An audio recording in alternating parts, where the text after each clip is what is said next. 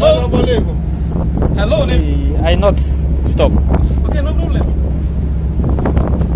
Today I am going to show you how to test SSAS button, that is Ship Security Alert System. How can you do security alert test with the office? That means SSAS test with the office. So to do that, after coming to the base display of Set C, press Alt U and then choose schedule transmission here. After coming here, you can press Ctrl F10. It will ask for your password.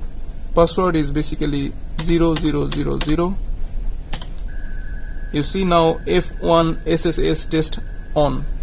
This was not before visible. So after this visible SSAS test on, you can press F1 to continue.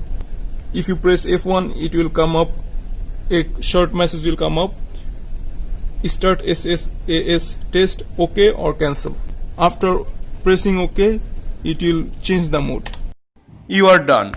If your scheduled transmissions are updated from before, system will automatically send test message alert with the vessel name and identity. But if your scheduled transmission are not updated according to your intended receiver, you need to update it and then keep it ready for test transmission.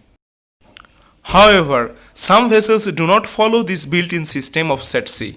What they do is, they fix time with office of testing with the push of SSAS button one by one.